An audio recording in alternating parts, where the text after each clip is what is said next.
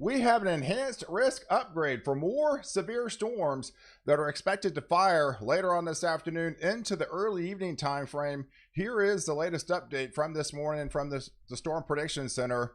We are expecting numerous supercell thunderstorms are likely going to explode across areas of Nebraska, and those will traverse southeast. And as they do, they will get their act together and be a major wind producer. We're talking winds of 65, 70, if not almost 75 miles an hour late this afternoon into the early evening time frame as it traverses across this boundary, essentially from Iowa through Illinois all the way through Kentucky as well as into Tennessee, and start to weaken as they approach into portions of Georgia as well as into South Carolina. We actually saw a complex of storms yesterday that did produce several tornadoes, in fact, across this region, and heavier rain. So we're going to see a similar zone later on this afternoon into the early evening. And we also saw a backdoor system that left some very heavy rain, if not flooding rains, in areas of Vermont. So we are expecting another active day. So I think there was a storm complex this morning, but I think there's going to be a renewed complex as we hit likely the 4 o'clock time frame, really get going around 6 o'clock. And then I think the main window is likely going to be like 4 to 9 o'clock this afternoon to be on high alert for very high wind producers and spin up tornadoes as well. It's all going to be on the northern periphery of this ridge. We've got a dominating ridge of high pressure. This area of orange and magenta colors, those are your heat advisories in orange, 105 plus heat index, and we're talking 110 plus heat index. So there's a lot of fuel, there's a lot of heat to fuel these thunderstorms. And that's what we're going to have to be contending with. And as we heat it up, we're going to expecting those CAPE values to soar to very high levels, if not over 5,000. So that's going to have a lot of energy in the atmosphere to work with as they really start to get its act together into South Dakota, as northern portions of Nebraska, and they will traverse down through Iowa and then start to get really elevated as we head through Illinois and heading into Kentucky later on tonight. And it's going to be tapping into a lot of water vapor content. I mean, the dew points are high. That's why we do have such a wide area of heat index values of that 115, 110, 115 range because of the high dew points. I mean, all this area in purple here, we're talking, 74, 75, if not 76 dew point. That is oppressive. I mean, you can really feel it outside. It just feels like kind of a wet blanket. So the atmosphere is prime, especially in that northern periphery. They've got all that energy to work with. So here's the setup this morning. We are looking at some supercell thunderstorms, some heavier rains that traversing across this boundary through the Sioux Falls region.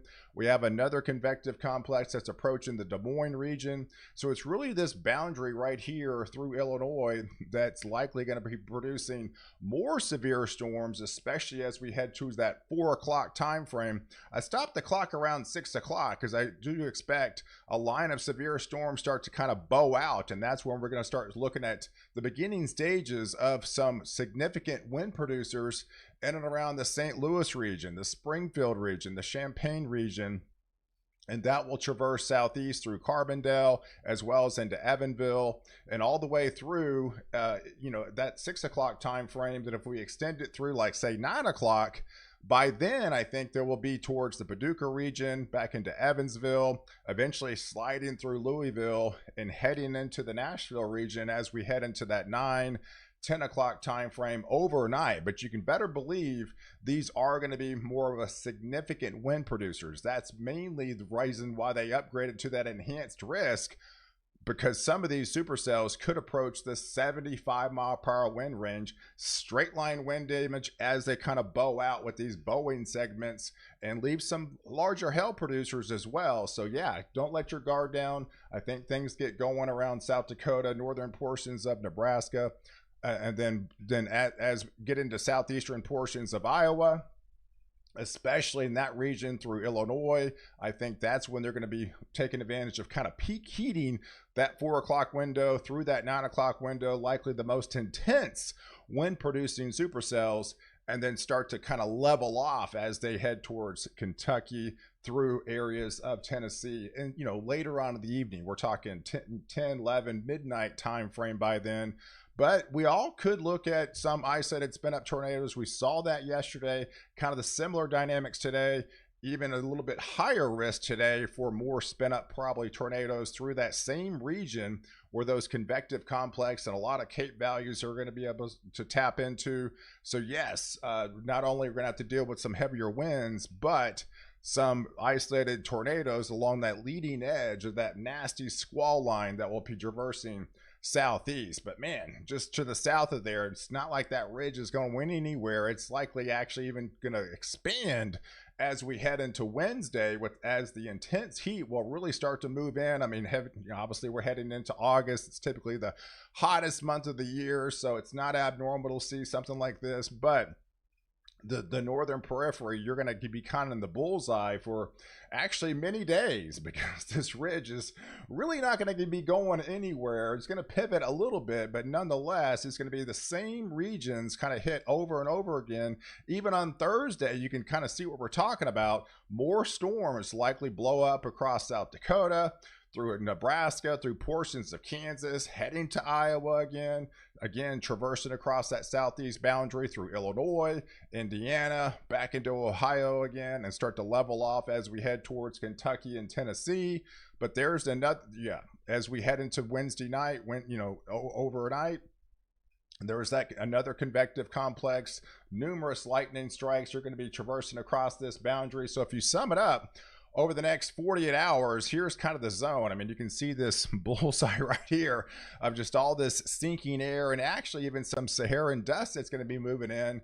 A lot of heat they're contend with under those heat advisories, excessive heat warnings. But there's the northern periphery of that ridge, and where you're going to be in that favored zone where you're going to look to have all three modes of severe storms and the heavier complexes of thunderstorms. And outside of that, even though the Northeast is not going to get likely severe stuff, but it will again pick up more heavy rain, if not some flooding rains in some of these isolated pocket supercells that kind of sit over a period of time. But where you're not getting the rain and the storms, you're getting the heat and the fires, unfortunately. I mean, they've been looking at those devastating fires for numerous states out west, along the West Coast, into Washington and Oregon and much of California. Those big fires are still ongoing. Very disastrous situation. Numerous fires in Canada. So yes, not only is it having to deal with that intense heat, the firefighters are having to work overtime to try to put out all those flames that have been burning for a while, burning up off that acreage. But let's look at the Saharan dust. So if you're not dealing with the storms, you're the heat, you got the fires. Now we kind of have the, I guess, last hurrah of the Saharan dust, if you will. And there's another plume that's coming off of Africa. And I think once this moves through, as we head to Wednesday and Thursday, there's another plume that will likely head into Texas, Louisiana. And I think it even drifts as far north as, say, Oklahoma and to Arkansas. Once this plume moves through, this might be it for that, as we head into August. And typically it does subside by then. And we'll probably looking at a lot more active Atlantic season, traversing across, as we head into that second half of August, because now we're talking about the La Nina, right? So look at the waters in the equatorial Pacific. I mean, these have rapidly cooled over the last couple of weeks. Drastic drop. We kind of were expecting this as we head into August. That's why some of the, hurricane forecasts were so bullish with the less wind shear out in the Atlantic. So I think things are going to start to ramp up. And yeah, looking at the chart here, look at that nosedive of those rapidly cooling waters. You need about minus 0.5 here to get to La Nina type criteria. You can see where we are in the El Nino as we went through, May, the spring months. The El Nino officially ended around the first week of June. And then we were what's called enso neutral for those 2 months, the last 2 months of the time. And now the trend, I mean, look at the free fall since really the first week of July. It's just been a free fall of rapidly cooling waters. And yes, as soon as we hit -0.5, that technically weak La Nina condition. So we are expecting this La Nina to kind of move in as we head into August. And the last one lasted 3 years, so let's hope that this one doesn't last nearly as long as the last one. But going into Thursday, it really didn't change, folks, as the ridge of high pressure still pretty much sits over that same area. And yes, we'll be looking at more severe storms that likely blows up across the same vicinity there into South Dakota, through portions of Minnesota, through Iowa, traversing across into Illinois. So we'll have to be on the lookout for more severe storms by then. And I think it really doesn't even end on Friday. The high pressure, the dominant high pressure kind of backs off just a little bit. So if anything, it just cranks up the heat even higher for those areas out west. We'll be looking at that trough to come through and those complexes that go through Illinois and Indiana and Ohio again. And I think it just extends into Saturday. So it really doesn't change all that much. I mean, more or less the northern and central U.S., the upper Great Lakes, the Ohio Valley, the Northeast, those are in the favored areas having all the severe storms or the heavier rains. I mean, outside of there, not much, right? You got the fires to contend with. Of course, you got all the Saharan dust to contend with over the central states. But we'll also be watching the tropics, right? So we do have a system we've been watching for a while now. It's really nothing if you look at the satellite picture right now. But, all systems go where things look to improve for development.